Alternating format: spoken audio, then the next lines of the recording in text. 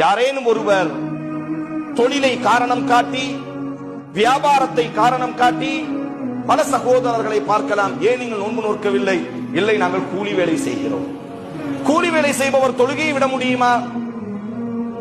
கூலி வேலை செய்பவர் அல்லாஹ்வினுடைய ஃபர்தான இபாதத்துகளில் நோன்பு என்பது ஃபர்த்.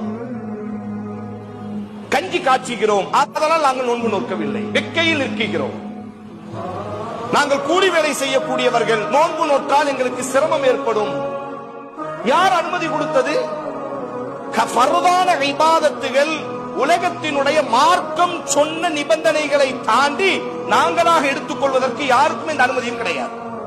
அதனால்தான் உலகத்தில் தோன்றிய அத்தனை மார்க்க அறிஞர்களும், சமீப காலத்தில் வாழக்கூடிய ஷாலிகுல் ஃபௌசான் ஹஃபிதஹுல்லாஹ், சலஃப் மன்ஹஜினுடைய மூத்த மார்க்க அறிஞர், அவர்களிடத்தில் கேட்கப்படும், ஒரு மனிதர் தொழிலை காரணம் காட்டி நோன்பை விட்டு விடலாமா?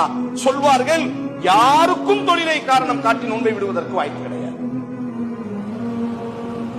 அதற்காக தொழிலை விடலாமே தவிர நோன்பை விட முடியாது. காரணம், நோன்பு என்பது ஃபரத். அல்லாஹ் குத்திப அலைக்குமுஸ் ஸியாம் கமா குத்திப அலல்லஸீன மின் கப்லிக்கும், அல்லாஹ் உங்கள் மீது கடமையாக்கி விட்டான். அல்லாஹ் அந்த வார்த்தையை பதிவு செய்கிறான்.